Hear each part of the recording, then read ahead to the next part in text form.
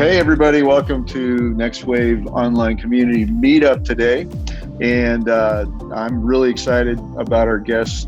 Now, I'm just going to ask this question in front of everybody just to alleviate all the tension, because when I've been calling you Cole, and your name on the little screen thing is Coleman.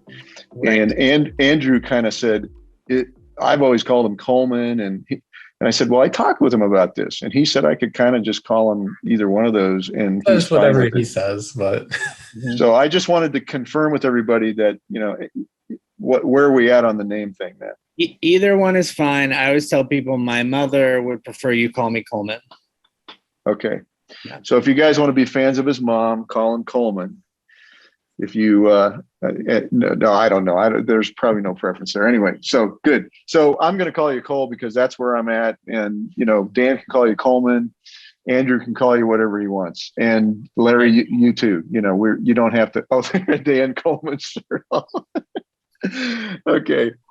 All right. So, so we've got the really important stuff out of the way here. And I still need to say a few more things just to kind of set this up. As you guys probably know, and people that are watching this by recording are aware that Next Wave Community is a place for people to come that are interested in learning more about how to be the church in challenging and difficult places. And we've made this to be a real-time peer learning community for people to learn from each other as we go along. And there's a couple of ways we do that. One of those is the community meetup that we're having right now. The other is a new feature we've added called the community workshop. And the community workshop, we actually take a pain point that somebody's experiencing right now, and we basically crowdsource a solution for that.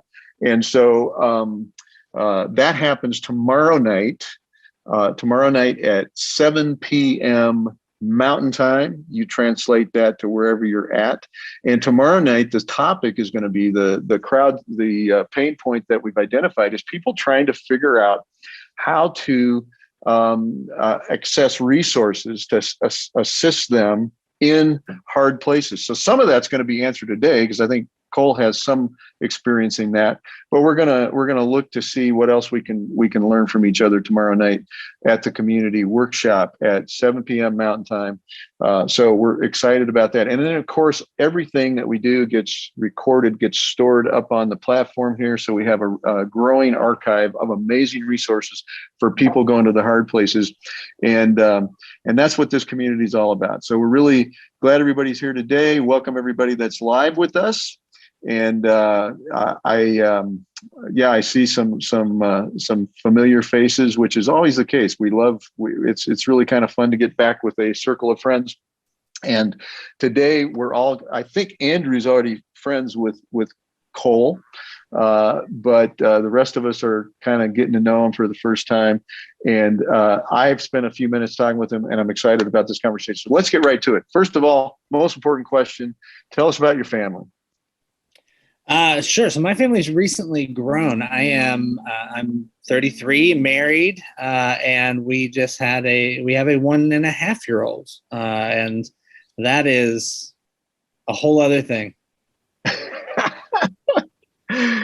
Awesome. A 1.5-year-old is an amazing addition. And of course, you've had this addition for a 1.5 years now. So you've had a little bit of time to sort of figure out and adapt. What's the most important thing you've learned as a new dad? I now understand why people want to have two, because you're in a phase, and a phase is super cute and fun and awesome, but it only lasts about 3 weeks. And you sort of lie to yourself and say, oh, if I had another one, I'd really enjoy that time more. And I don't know that that's true, but I definitely understand the appeal of man, I really missed the window on that phase. I'd like to do it again and live in the moment a little bit more, but I don't know if you ever actually get to.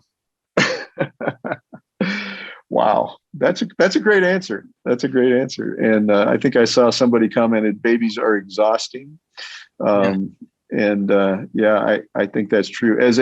Now I'm a grandparent, and we keep one of our grandkids once a week that's currently only 4 months old. Mm-hmm. And even a 4-month-old who's basically laying on it, laying wherever you put them, it's still exhausting. Sure. Sure. Yeah. And it's, the working from home and the balancing schedules and, figuring out, do we get a babysitter, when, for how long, for how much, like that whole conversation is almost as exhausting as the kid itself. So. All right. So Cole, you, a while back, 2011, so about 10 years ago, you and some friends graduated and had some really crazy ideas that you decided to pursue. And that led to what is now known as Micah 6 Community in Pontiac, Michigan. So why don't you kind of give us the flyover story of what that's about, so we can kind of have that in the context, and then we're going to dig into the details of that. But tell us the story of how Micah 6 got started. Sure. So I had a small group of friends in college who, small Bible college down in Arkansas. We were I was never a great student. That was Dylan. Dylan was always the great student. I was always the person who was memorable. And so Dylan and I were a good team and, really got our world rocked by spending time with dudes in jail and doing jail ministry. And we were not good jail ministers. There was a guy who ran that program. His name was Sid. And he'd be like, how many of you guys going to get in the water today? And we're like, at least 7. And we were actually just like smuggling in Skittles so that we could use that as currency to play poker with the guys and like hang out and get to know them. And we'd walk out and Sid would be like, how many people are getting baptized in your pod? And we'd be like, none today, but I think they're real close. And like just hanging out and getting to know people and getting to hear stories and learn about their lives. Figured out a lot of them were coming from a low-income housing development not far from where we were going to school.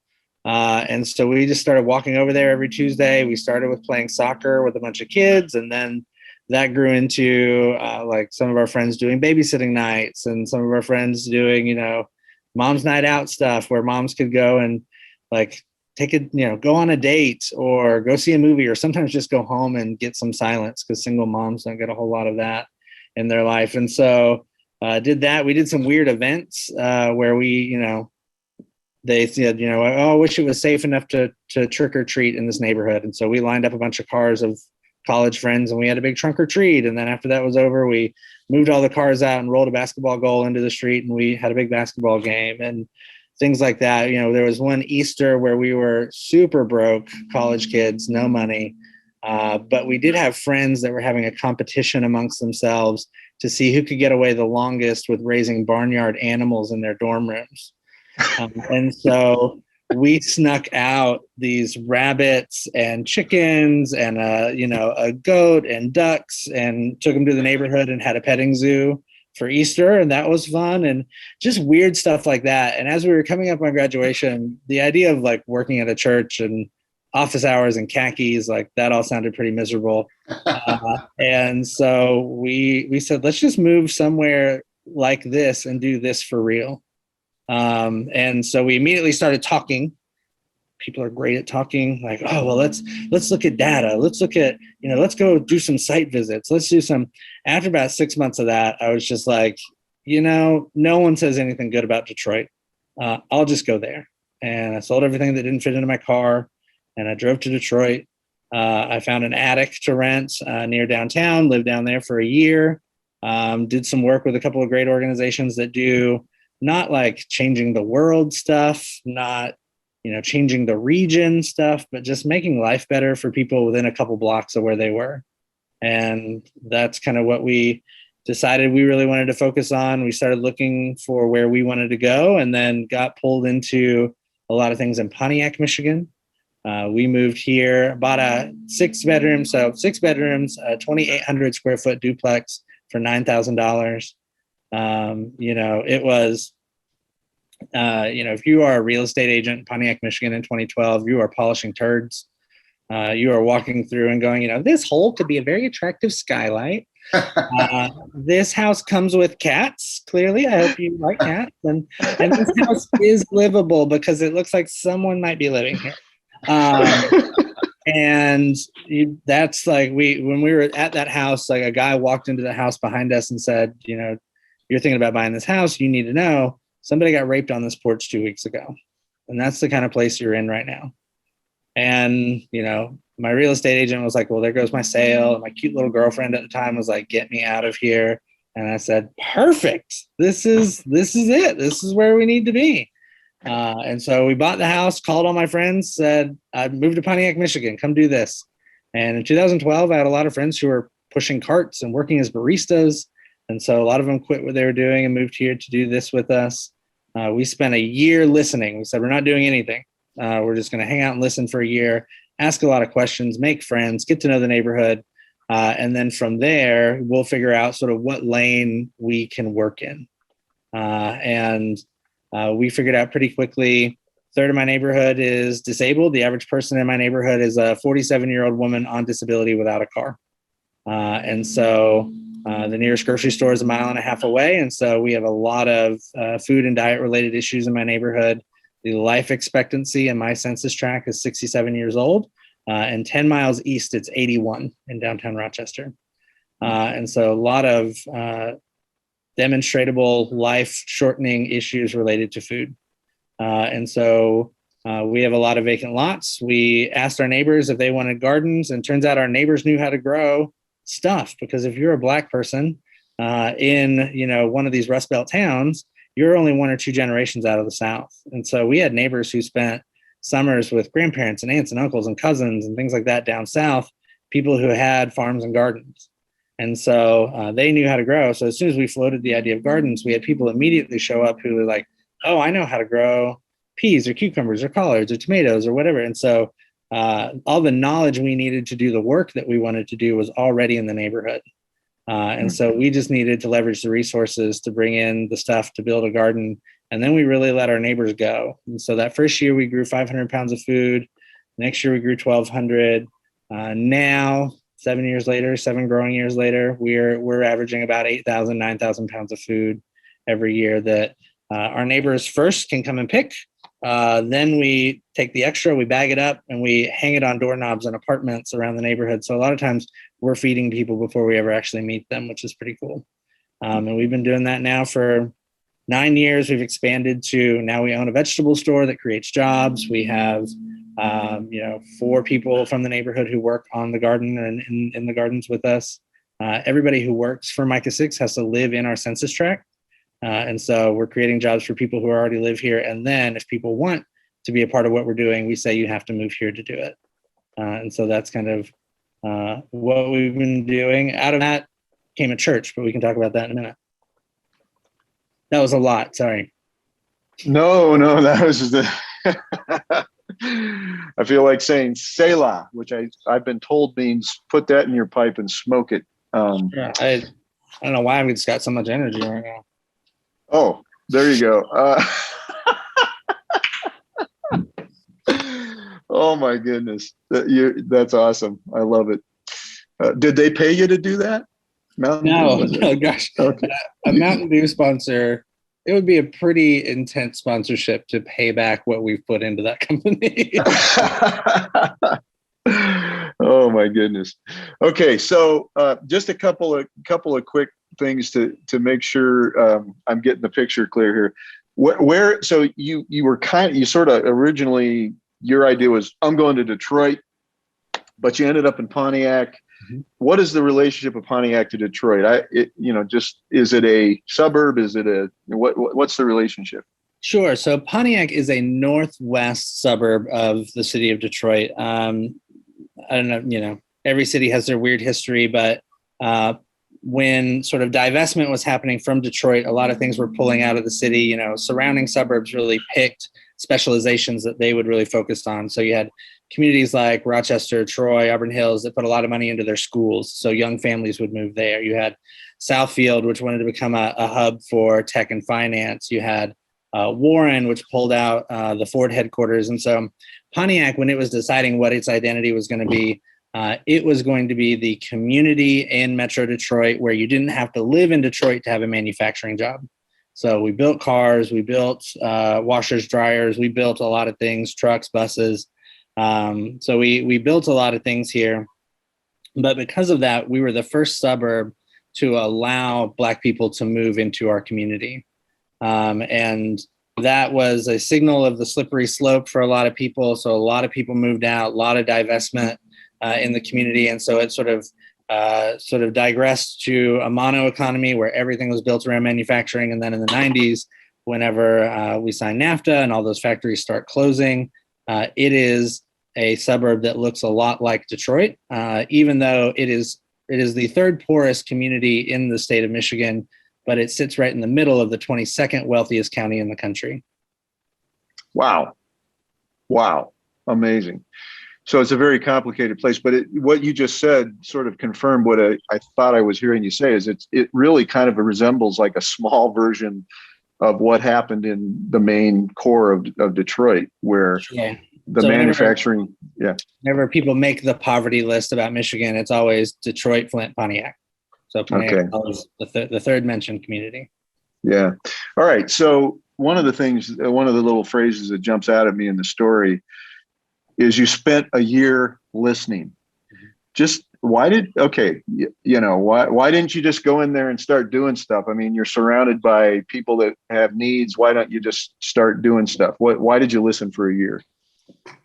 I mean, because we'd seen a lot of census information, and we had like one wacky story from a guy that lived down the street, but we didn't really know anything about the neighborhood. And there was very much, we did not have a plan for what we're going to be. Get there was as far as we knew. And so listening was really going to be a key part of us figuring out what we did in this neighborhood. There's a saying in social work that whatever you do for me, without me, you do to me. And we did not want to be a group of people who are doing things to people or to a neighborhood. And so we really wanted the neighborhood to sort of say the things that they wanted, to help us sort of identify what space we could work in.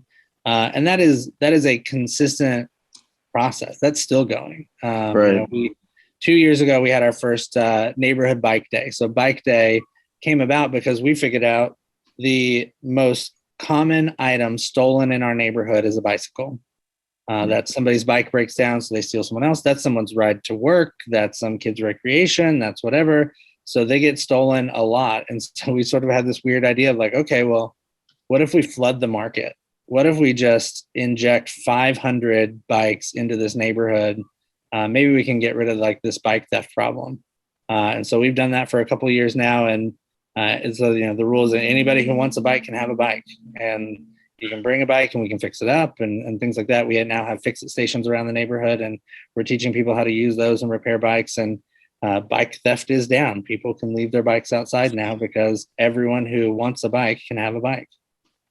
That's cool. So I want to drill down a little bit further in this listening thing. So how did you, I mean, you just told that story, kind of gave us a clue about you just recognized from living in a community how bikes were a commodity that you could do something about. But, you arrived there. What does listening actually look like? How do you do that? So our first friend in the neighborhood was a guy named Berto. So we bought the house, very excited. We have the house, ta-da. And we walk in and we look around and we start to figure out there's not any plumbing in this house. It's all been stolen. Because as a house sits empty for a couple of years, if you hit a hard time, that empty house has about $200 worth of metal just hanging out in it that you can go get and rip out if you're ever in a bind. And so this house sat empty for 7 years before we bought it. Somebody stole the plumbing out of it. And so, I always say it was me, YouTube, and the Holy Spirit. Like, we were going to figure out how to put plumbing back in this house because I had never done that before. And so I'm carrying all this crap in that I just bought at Home Depot. God's providence, we are less than a mile from a Home Depot. And that has been a huge benefit to us at our work, is that we're so close to a hardware store. And so I'm carrying all this stuff in, and there's a guy sitting on the porch next door, and he says, "Hey, what are you doing?" And I said, "Oh, somebody stole all the plumbing. I got to put all the plumbing back in." He goes, "Oh, yeah, I did that." I was like, "Great. Do you want to help me put it back in?" And he said, "Sure." So he came over. His name was Berto. I always say he was more of a removal artist than an installation guy. He was our first friend, and like I got to sit and ask questions. How long have you been in the neighborhood? Do you have family here? Where do your kids go to school? Do you know your local elected officials? What are the police like? Just asking questions and sort of anecdotally as you make friends. And my neighborhood is a neighborhood we were talking before we hit the record button that most of the apartments in my neighborhood don't have air conditioning. And so in the summer, if you walk through my neighborhood, everyone is on the stoop. Everyone's sitting outside. Everyone's grilling out. Everyone's hanging out. So you see your neighbors. And so I have what I refer to as stupid bravery. I don't have a problem talking to anybody. And so, people be outside, hi, I'm Coleman. And there was a time where, I just said, if you have free time, make it a rule. Like if you're reading, go read on the porch. If you're just sitting, go sit on the porch. If you've got homework, go do it on the porch. Like sit outside. And one time somebody drove by and I waved and went down the street and they hit the brakes and they backed all the way up and they stopped at my front door and they said, hey, I've heard of you. I said, you've heard of me. He says, y'all are the white people who wave at people. I was like, we are the white people who wave at people. It's just getting in, being almost ridiculously friendly to get to know as many people as possible, hear about their lives. People want to talk. People want to make friends. People want to share their stories and their experience. And so it was pretty easy to kind of get in, make friends, hear about the neighborhood, and start really patching together this picture of what life looks like for everyone else in this neighborhood. Yeah. Wow. So really listening starts with asking questions, being curious, introducing yourself to people, all that kind of stuff. There's not really, so you didn't necessarily target community leaders. I mean, did you make any connections with official people, civic leaders, anything like that? I'll tell you a horrible story. So when we decided to start gardens, there was a street pastor, a guy named John Smith, who said, you should go to city council and talk about starting gardens and tell them you need like help and volunteers and stuff. And I said, okay. And so I went to city council, never been to a city council meeting before, got up there, said hi, public comment. Hi, my name's Coleman. Just moved here from Arkansas. We're growing some gardens on Newberry Street. We're looking for volunteers. Anybody who wants to come help, that would be awesome. And they're like, thank you very much. And I sat down, and then the next person jumps up. And he, every week, I didn't know this at the time, every week he comes with a prepared speech. And it starts with the struggle for Black equality continues, which is totally true. And so and he says, I came with my normal prepared speech today, but I have to respond to something that I just heard. It sounds like Mr. Yoakum is moving up here from the South to reinstitute sharecropping in our communities and further rape us of our ability to meet the needs of our families in our own communities and in our own spaces. And I went, whoa, like I just moved here. I haven't raped anybody. And so I was, that sort of really did the work of like just putting me back on my heels. And I really, from there, we just said, we're keeping a low profile. I'm not going to the city for help. It's not flash and pizzazz. And, we actually don't even want the whole city's help. We're here for the neighborhood. And our neighbors know who we are, and our neighbors know what our intentions are. And if you start casting a wider and wider net, you're only going to find people who don't know you and whether intentionally or unintentionally want to misunderstand you. Wow. So, but the follow up to that story is I went up to him afterwards and I said, hey, like, I don't know what I said to offend you, whatever. And he just says, my job here is the gatekeeper. I have to evaluate anybody who comes into town and make sure you're not taking advantage of our people, which totally happens here. And being here for 9 years, I see it a lot, and I'm just as aware of it as he is. But he came out, saw what we were doing. He donated our first water hoses. He runs a youth mentor group that he brings out every so often to help us in the garden and just learn more about it. So we were able to turn that weird moment into a friendship, but it really did sort of knock us back down into, we're working in our neighborhood, and that's where we work, and that's who we're working with and serving, and this is the geography that we're working on. It's not even as big as the city. It's 5 blocks by 4 blocks. Yeah. Wow, that's great. All right. Hey, heads up to everybody.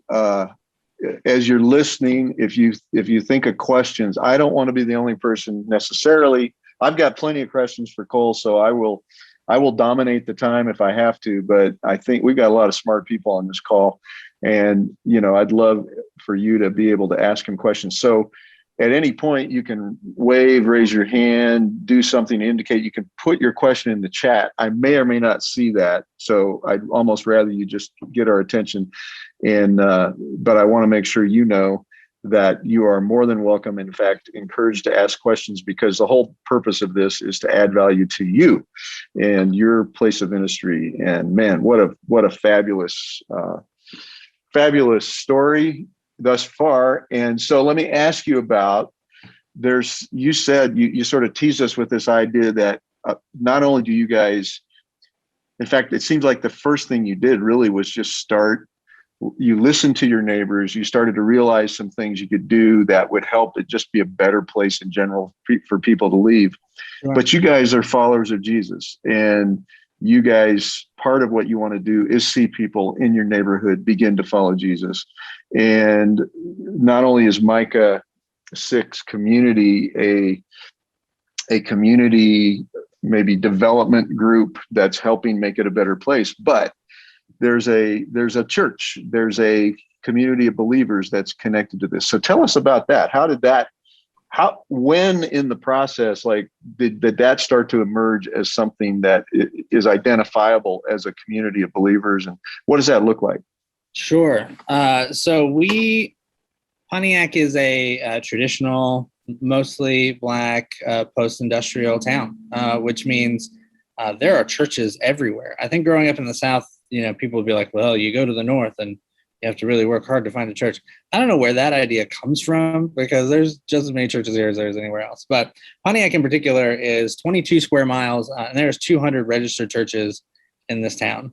We don't need another church. And so when we moved here, part of the concession, or part of the conceit was, we're probably not going to do, we had thought maybe there would be, depending on where we go, we might have a church plant. We might just do like small house Bible studies, who knows what it'll be. But there was kind of this idea, like moving here and knowing those numbers, we just sort of said, there's not a need for that.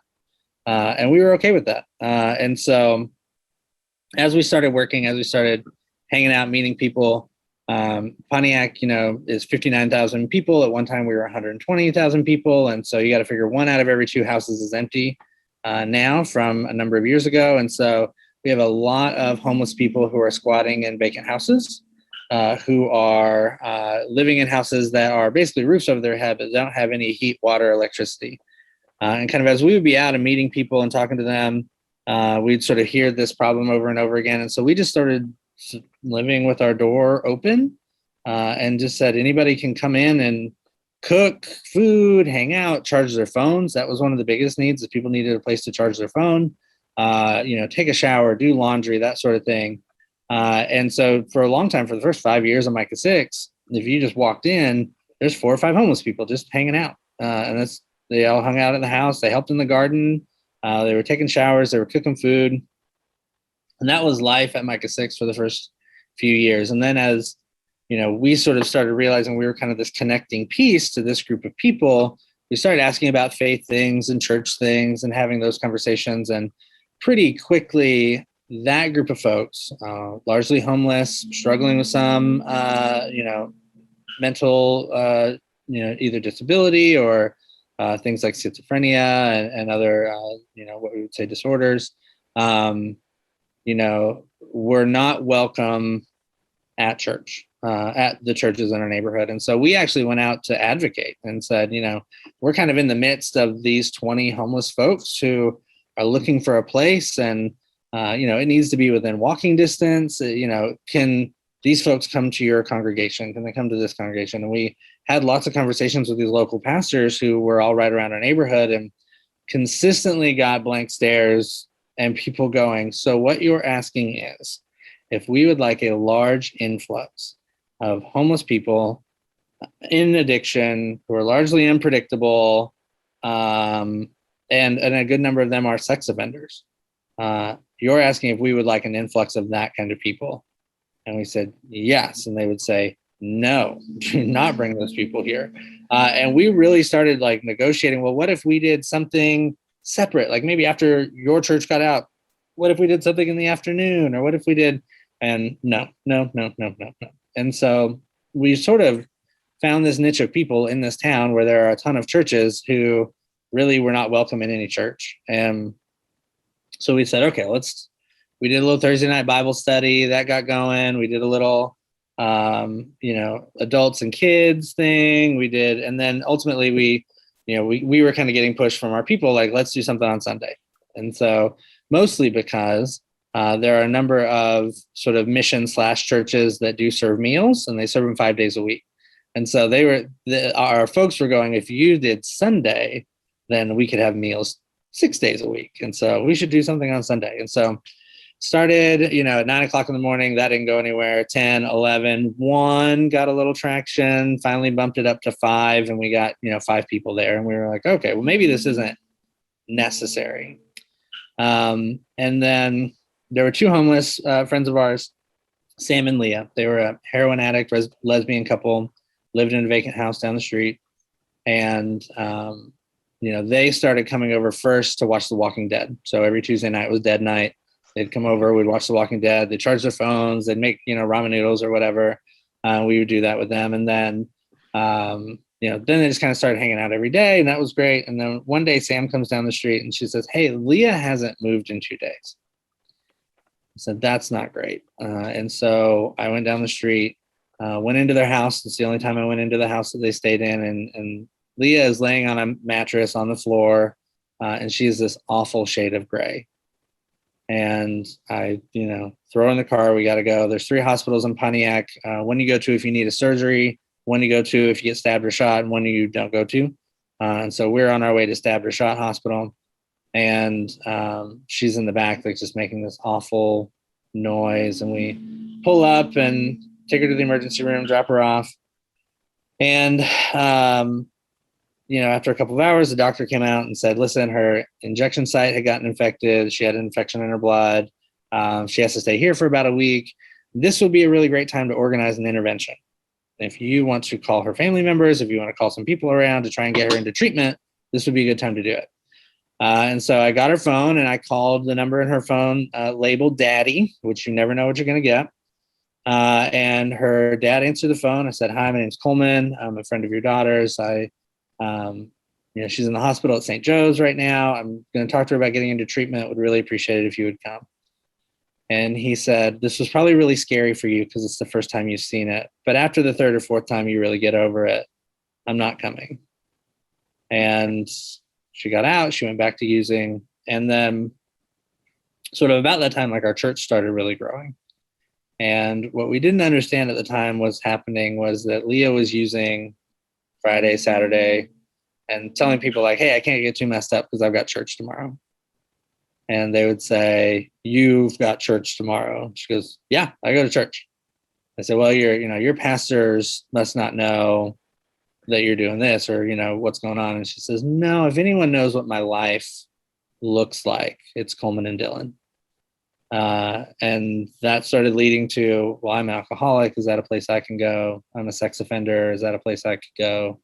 And so the first wave of people who really joined our congregation were Leah's friends that she's using with a couple days a week. And most of them now, so that was 2014, most of them are dead, have died, didn't get into treatment, whatever, moved, so none of them are around anymore. But a good number of them overdosed, got bad drugs, whatever. But that is sort of how our church started growing. So our church is largely folks in addiction, and usually in stage 1, active addiction. And so, everybody comes, Dylan puts up the 5-minute countdown. Everybody goes outside and smokes a cigarette really quick, comes back in. We sing 3 songs that sound horrible. Dylan says, hey, go see somebody you haven't seen in a while. Everyone goes back outside, smokes a cigarette again. We call it nicotine fellowship. Everyone comes back in. Dylan can only talk for about 10 minutes before people start getting a little antsy. And then we have food at everything we do. So if you are what we call intimately involved with us, that's people we see 3 times a week or more, you're usually getting about 22 meals a month from us. And so for a lot of people, that has really taken the burden of figuring out food off of their plate completely. If we're providing 1/3 of your meals every month, we've got you covered. And so a lot of food, a lot of hanging out, a lot of conversations, a lot of, there for a while there, a lot of us carried lighters, even though we didn't smoke, because somebody always needed needed a light. And so it's just that's our church. We have a Saturday night service now that is adults only, because so many of our neighbors are sex offenders, and part of their rules are that they can't be around kids. And so church and playground is kind of the places they can't go. And luckily, our church meets in the back of a vegetable store that we own. So it's not really a church. And we have a Saturday night adults only service for our neighbors who are sex offenders. Wow.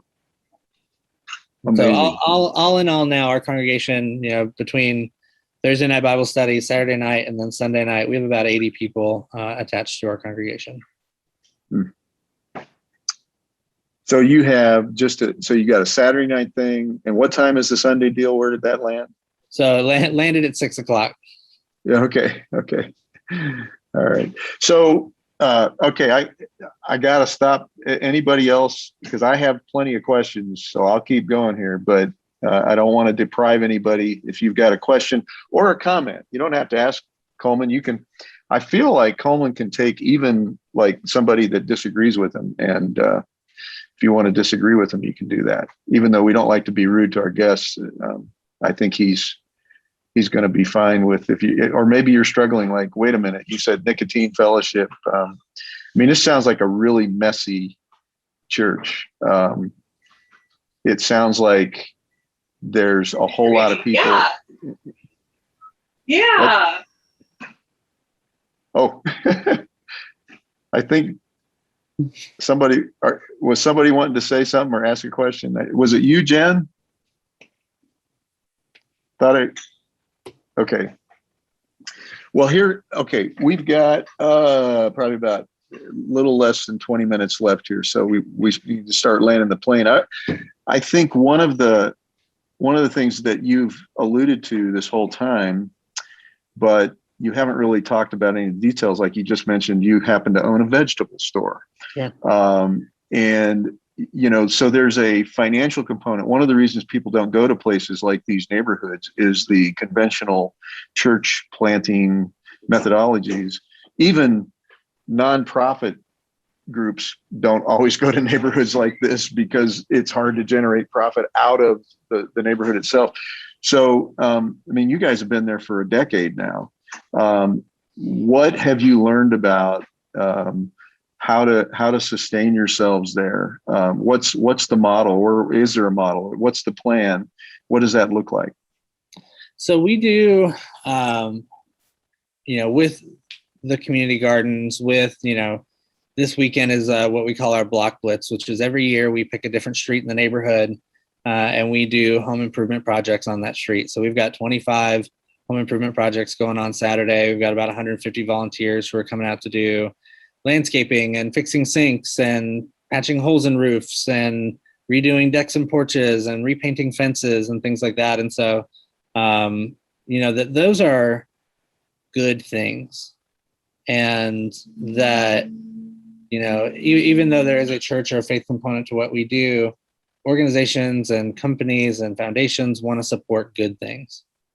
So we'll never collect a sustaining tithe from our congregation of mostly homeless folks. And, and it's never been any of our style to really beat people over the head with the widow and two mites story. Like, well, guys, if you want to pay Dylan this month, you got to be like the widow. So, there's other stuff. The food work we do, is all sponsored, is all funded by grants and foundations, and the employees that we have are all foundation funded. And so, it is this really great, we found this really great way to make the neighborhood better, to really invest in people and bring them the things that make better neighborhoods and make for healthier families and all that stuff.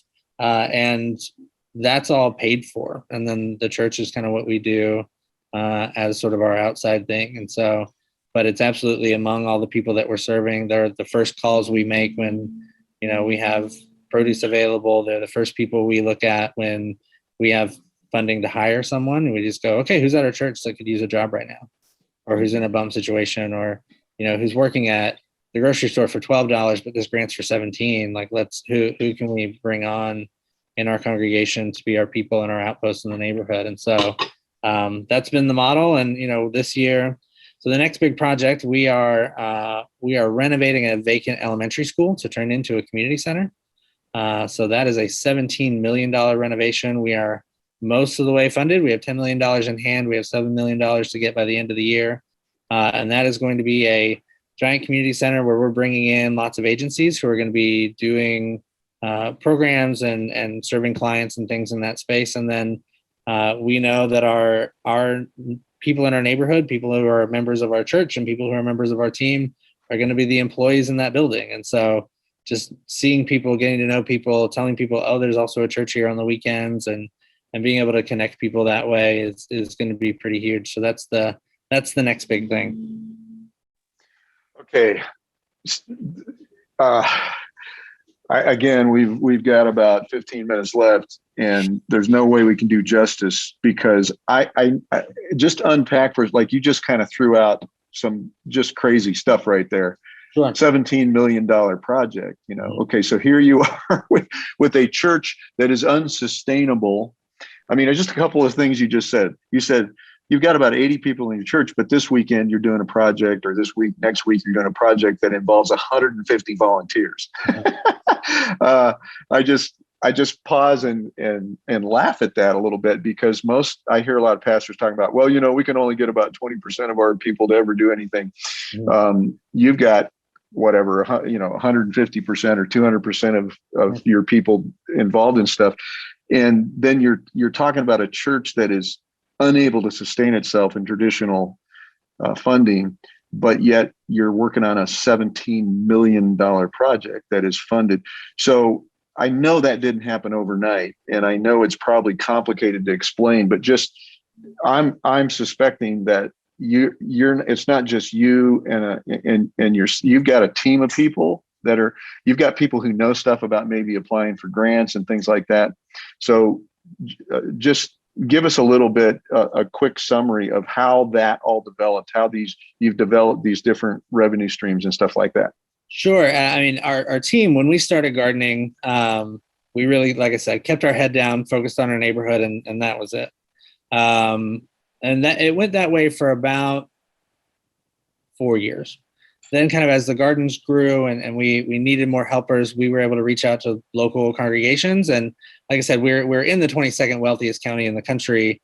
And so for better, for worse, there's a lot of guilt in these surrounding communities, and a lot of adults that won't come themselves, but have no problem sending a youth group. And so, we've had youth groups over the years, and Andrew knows. Andrew's nodding. So a lot of youth groups over the years who have come and worked in the gardens with us. And so volunteers became where for a long time we were pretty cash strapped as an organization. We had a ton of volunteers. And we were very generous with our volunteers, shared them a lot, sent them to a lot of partner organizations that are also doing really great work in the city. And then that really elevated our profile quite a bit. And so when it came time to sort of start looking at larger grants, corporate funding, things like that, the Michigan Health Endowment Fund. The Michigan Health Endowment Fund is a huge, nonprofit that funds, sort of healthy initiatives in Southeast Michigan in particular. And so when we, reached out because we were going to apply for our first grant, the lady says, "Oh my gosh, I've been waiting for you to apply. You've been listed as a partner on these grants for years, and I'm so glad to finally meet you and hear what you're doing and see that you're actually applying for a grant." And that was a funded project that we submitted for. And then and that's happened over and over again, where for a long time, because we kept our head down for so long, people go, "We've never heard of you." And then when they see what we've done, they go, "I don't know how we haven't heard of you, because of all the food work you're doing, because of all the the food you grow, the people you feed." We are now today we're the longest operating food growing operation in the city of Pontiac, and we're also the largest by size and the largest by poundage. And that sort of happened while we were keeping our head down and just working on our neighborhood with our neighbors. That's amazing. So, hey, we've got Danette Ray with us. Danette is a pastor of a neighborhood church in Philly, Northeast Philly, Philadelphia. and she has a question for you. So, Danette, what would you like to ask Coleman? Hi, Danette. Hi, Coleman. How are you? I'm great. I mean, our story sounds so similar, but I wanted to know, like, are you willing or do you help other ministries in other urban areas, adopt your model?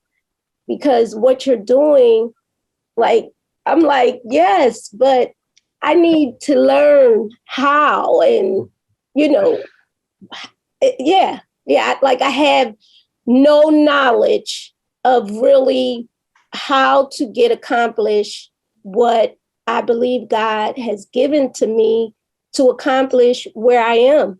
I mean, just the people that you're serving are the people that we're serving, and because of the people that attend our church, like you said, we can't bank on what we do from tithes and offering. And I mean, just everything. I'm just sitting here, just soaking up, everything you're saying. But once you were saying, the recreation center, the school, the recreation center, this, that, the things, we talked about in our interview with Steve about, wanting to get this warehouse and different things like that for those that are on the street getting high, to come in and shower and change their clothes and to eat, instead of serving them on the ground and then we walk away, and still leave them on the ground. Like, to me, that's terrible. So yeah, like we need some help in Philly. We need, like, your model is the perfect model. We just need some help, some training, something. I need help. Right. I get asked a lot, the congregations go, oh, we love what Micah 6 is doing. Like, how do we do that? And I always go, who's moving in? That it is so hard that I've watched so many ministries try to, we're going to really be about this neighborhood. We're not moving there. But when I say be about, we're going to be there once a week. I mean, at best, I've seen people say once a week. And it's just so hard. We were worried very early on about us, how are we, 6 college educated white kids, gonna gain credibility in this neighborhood, right? And we figured out pretty quickly that turnover in our neighborhood was so fast. It was every 5 months. And so by the time we had been there for a year, we were some of the oldest neighbors in the neighborhood. And then by the time we had been there for 2 years, we were the oldest. And so some of it just came with longevity of just sticking it out. There's a lot of credibility. I've been punched. I've been, I've had guns waved in my face. I've had all sorts of stuff happen to me. And I just, I'm just there for it. I'm like, let's go. And I think that's helped quite a bit. But yeah, the funding side is, I tell people all the time, pick a thing that you really want to be good at. And just say, I'm going to be the best at this thing in this area. Be willing to partner, be willing to work for free for a while. We do. Yes. Oh yeah. And then from that, let other organizations leverage your expertise. I mean, when we started growing food, we went to ULSA, which is our big community action agency. And we said, we would love to give food to your Head Start families. And they said, sounds great. And so we did that for a season and they appreciated it. Their clients appreciated it. All their kids appreciated it. And then, after a quarter, we were able to come back to them and say, okay, great. Like, this has been really awesome. You've seen the benefit. We've seen the benefit. What does it look like to collaboratively work on a grant that funds us to keep doing this? Like, we'll do it for free for a season, but now let's partner on a grant to be able to do this together. And, they've been a pop-up site of ours now for 5 years. And as a funded pop-up site where we were able to hire somebody from our neighborhood to be the person whose job it is to do and connect that program. And I'm very available to talk offline. Great. Yes. I'm passionate about it. It's important. Obviously I'm doing it. So I think it's the best way to do it. Because we've been in our area for 18 years and we've been working really hard, but we just have not been able to get, connected to the extra assistance that we could use to help us, do it on another level. right? You know what I mean? Yeah. So, hey, Cole, what's the best way for Danette to connect with you offline? I am putting my email in the chat right now. Okay. Because I know, I mean, one thing about Danette that I know, the way her church got started was her boyfriend, or her daughter's boyfriend, was murdered in the neighborhood. And she did the funeral, and a bunch of people decided to follow Jesus. And that was kind of the birth of the church. And that was 17 years ago. So she's got a lot of street cred. I heard you talk about the housing development. Our church was there for 7 years inside of a recreation center inside of the housing development. Yeah. So anyway, but I know there's some things that are probably possible in Pontiac that might not be possible in Philadelphia. But I think there's also principles that you've figured out, Cole, that she can apply. So you guys can connect offline. Man, thanks, Danette. That was a great question. And by the way, tomorrow night is our community workshop that's happening at 7 p.m. Mountain Time. And what we're talking about right now is going to be kind of the focus of that conversation. And everybody that shows up, we're going to try to harvest all the knowledge we can out of everybody that's on that call to figure out what are some ways. But real specifically, we've got just a few minutes left now. One of the things I'm curious about, because it sounds like a lot of the money is coming from grants and foundations, and I know one of the keys to that is just knowing how to apply for the grants. Do you have somebody, Cole, that kind of specializes in that, or how do you guys? That is me. That is okay. It is just like I'm the plumber. Just like right before this call, I was up on the roof of this building clearing out the roof drain. When you have to figure something out, you figure it out. And so I've been our primary grant writer for the entirety of our existence.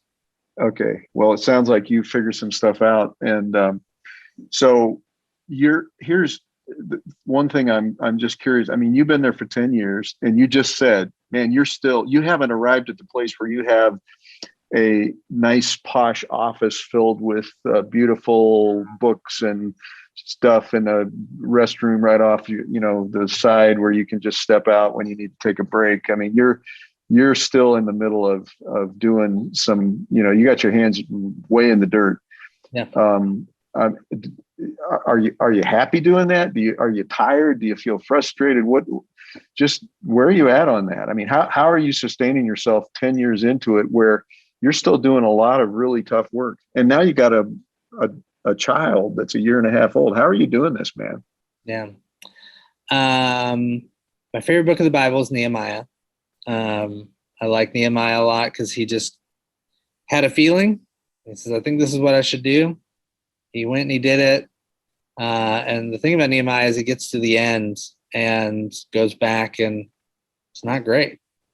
That a lot of what he worked for isn't working out. A lot of what he sought after is falling apart. A lot of what he built is being corrupted. And there's like this chapter at the end where, Nehemiah is kind of writing to God, who never shows up, by the way, and says, God, remember my intent. Remember what I wanted to do. Remember what I did this for. Remember the goals of my heart that I set out, with in the beginning of this thing. Judge me on that. Please don't judge me on the end result. I feel that way a lot. I say that to myself a lot when, people who we have walked out of addiction with or walked out of homelessness with, go back. I think of that a lot when streets that we in a lot of ways loved on and cared for, when somebody gets murdered on one of those streets. I think about that a lot when our people die of drug overdoses, or, when I get frustrated with my neighbors and, snap at them, and I, have to remember that. So I am tired that we've been moving at a pretty high clip for almost a decade now. I don't know what not working 80 hours a week looks like. I don't know what making more than $25,000 a year looks like. And it is, we've been doing it for a long time. It's weird to think that I've been doing anything for 10 years. So, and having a kid is like a whole other presence and a whole other thing you have to think about. And that's been a whole trip. And so, we're really sort of marking the community center opening as the end of this season. And there will be a refocusing in the next season. And I'm pretty sure that that's going to include me, that I will be here for that. There's a possibility I won't, that I just go, I don't have the capacity. I don't have the energy to keep doing this, that maybe now I go get my khaki job. And that is a space of rest. So we'll see. So maybe you and Dan Serdahl can end up in a Volkswagen van on a California beach someday and just hang out a little bit, You take the blue, I'll take the yellow. All right. Well, I have to say, this has been an incredible last 55 minutes or so. Hey, everybody. Yeah, just show your appreciation for Cole. However you want to do that, wave your hands, make some noise. Amazing. And I'm going to put you on the spot because there's only one right answer here, but I hope that you'd be willing to come back and maybe we can dig deeper in some of this stuff. Are you okay with doing this again sometime in the future? Absolutely. This is fun. Awesome. Well, thank you. So we're gonna pray for you as we wrap it up. And again, I just want to remind everybody, tomorrow night, 7 p.m. Mountain Time, community workshop, where it's going to be really focused on figuring out how to solve some of these big problems that people are facing, and specifically, how do we get resources to fund to carry out what God's called us to do. So that's what we'll be talking about tomorrow night. Hope to see some of you there. Cole just shared the website. We're going to put some notes up with the recording on the platform here, so you can go back and watch the recording as well as get some of the notes and some of the links. So thank you. God bless you. Thank you, Lord, for Cole. Thank you for this amazing story. Thank you for what you've done in this place and in him and through him, with his family, with his friends, all the lives that have been touched and transformed, all the lives that have been, there's been intervention, but maybe it hasn't turned out the way that we would have hoped. We understand there's a perspective of heaven that you've got, Lord, that's different than how we see it. So we just rejoice in the fact that your presence in your kingdom and your kindness is being made known in a place to people who others had decided weren't worth the effort. And we just pray that your blessing will rest on Cole and the Micah 6 community and all the people that are being touched by them. Bless his family, bless his child, bless his wife. In Jesus' name, we thank you for it. Amen. Amen. Hey, God bless everybody. Thanks for being with us today. That wraps it up for this edition of Next Wave Community Meetup.